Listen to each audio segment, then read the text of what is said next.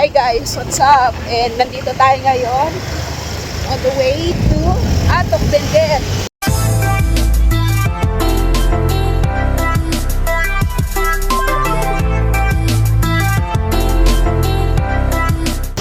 So, ayan, grabe guys. And nakaimayin natin yung road, Bangayan Road. Ayan. So, check nyo. Grabe guys, ang ganda ng scenery. Tingnan nyo po. Ang Cervantes ay isang bayan sa lalawigan ng Ilocos Sur. Matatagpuan ito sa hilagang kanlurang bahagi ng lalawigan at may kahangahangang tanawin ng mga kabundukan at taniman. Kilala ang bayan sa kanyang makulay na kasaysayan at kultura na bumabalot sa tradisyonal na gawain at pagdiriwang. Ang Cervantes ay mayroong malaking bahagyang agraryanong ekonomiya kung saan ang pagsasaka ay pangunahing ikinabubuhay ng mga residente. Dinatampok din ang mga produkto tulad ng palay, tabako at iba pang prutas na nagbibigay ng kabuhayan sa lokal na komunidad. Hindi lamang sa agrikultura kilala ang Cervantes. Mayroon din itong mga makasaysayang gusali at istruktura na nagpapahayag ng kultura at kasaysayan ng bayan. Ang mga lokal na simbahan at mga bahay na gawa sa materyales na tradisyonal ay nagbibigay ng pag-asa sa pamana ng bayan. Sa paglipas ng panahon, patuloy ang Cervantes sa pagpapaunlad at pagbabago na nananatili pa rin sa kanyang mga yaman at tradisyon. Ang pagiging bahagi ng Ilocos Sur ay nagbibigay sa bayan ng Cervantes ng kakaibang pagkakakilanlan na naglalarawan sa yaman ng kultura ng Pilipino. Nag-stop over muna kami guys, and ngayon makain kami ng hello. Halo-halo. Kape plus Halo-halo. halo. Green. At ngayon nandito na tayo sa Bangayan. Yun.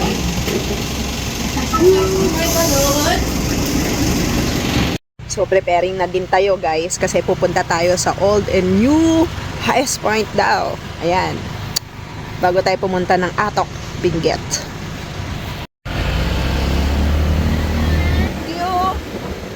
Ang Bangayan Benguet ay isang bayan sa hilagang bahagi ng lalawigan ng Benguet sa Luzon. Kilala ito sa kanyang malalamig na klima at natural na kagandahan na bumabalot sa mga tanawin ng kabundukan at bukid. Ang pangunahing industriya ng Bangayan ay ang pagmimina na nagbibigay daan sa pag-usbong ng ekonomiya ng bayan.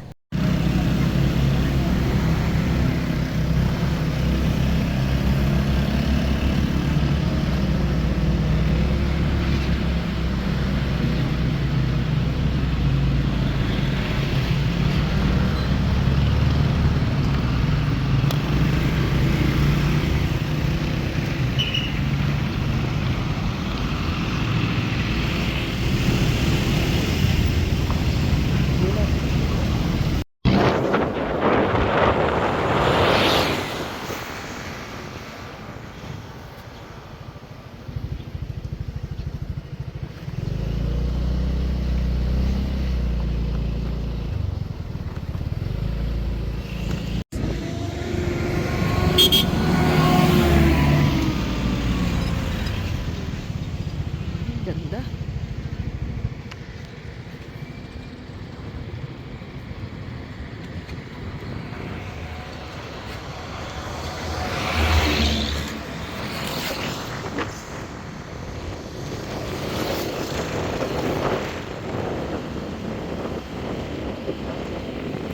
So ayun nga guys, nag-stop over muna kami dito sa Bugyas and kamusta naman ang ride?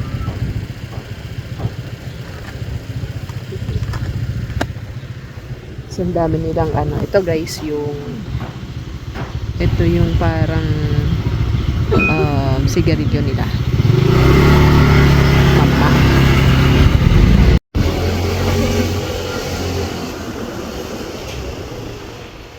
Ang Bugyas ay isang bayan na matatagpuan sa lalawigan ng Benguet. Ito ay tanyag sa malamig na klima, matataas na kabundukan at taniman ng mga produkto tulad ng gulay at prutas.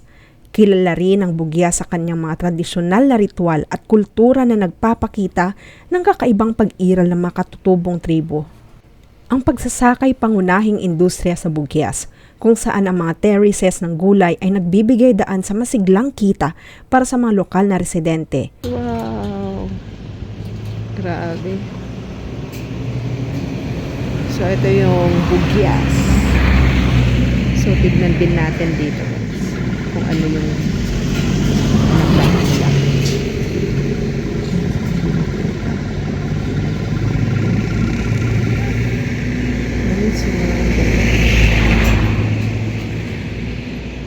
So, ang ganda, no? Sa Ang pagsasakay pangunahing industriya sa bugyas, kung saan ang mga terraces ng gulay ay nagbibigay daan sa masiglang kita para sa mga lokal na residente.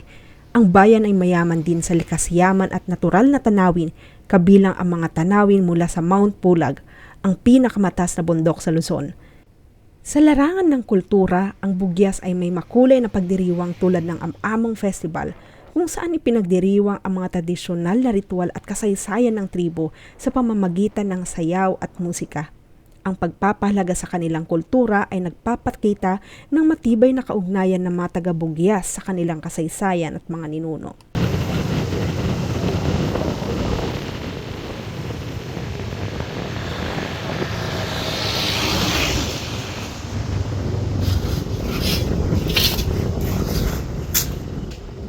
So guys, meron kaming nakuhang repolyo. Parang 120 yan ka. Ay, mahal to. Yan, nakita kasi namin to doon sa daan. Nahulog ng mga delivery. Yun. Pang chapsoy.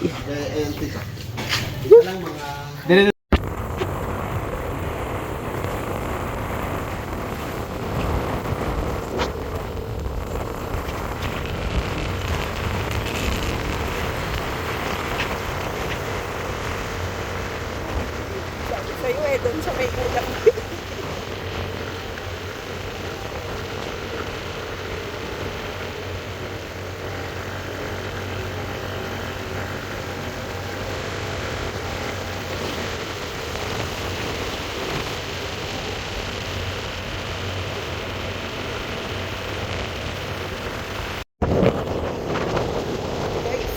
Discuss na natin guys. Daming mga carrot guys. Yan yung carrots yan.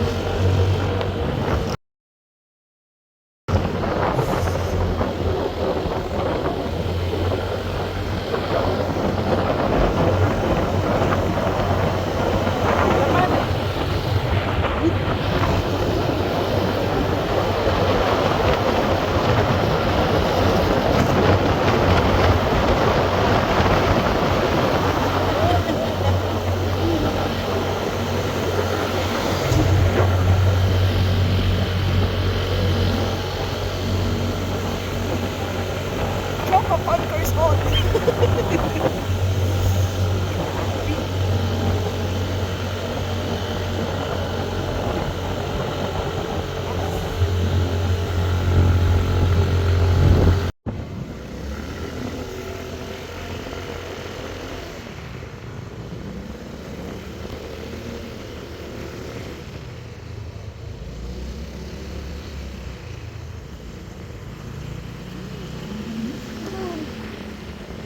OMG.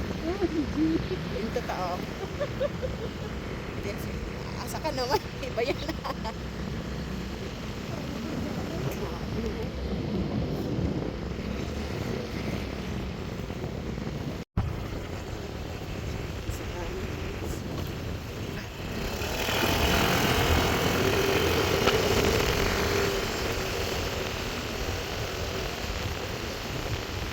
Lamig-lamig na guys. Panay-panay na dito sa akin ngayon.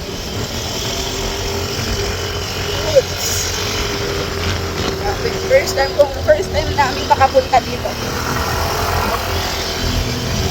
Yan dito.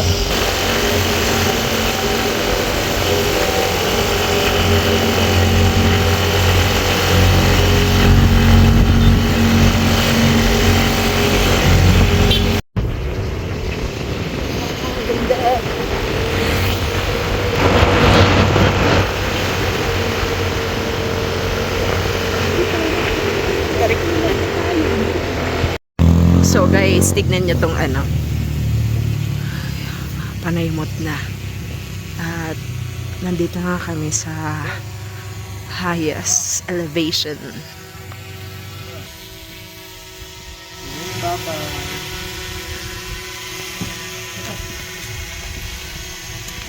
So, grabe guys.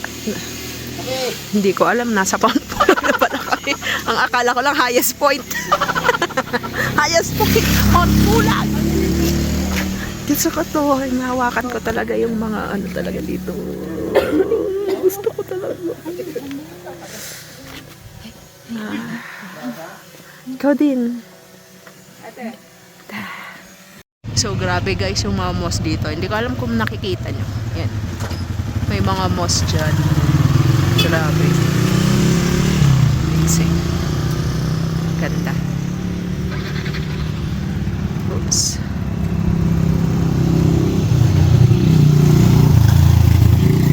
Taas. So, ayun na nga guys. So, medyo palobat na tayo. At tayo magpapaalam muna. Hindi tayo makakapag-video from here Bugyas to Atok. Pero surely later kapag nasa Atok na tayo, makakapag-charge na tayo niyan. So thank you so much and don't forget to subscribe to our channel.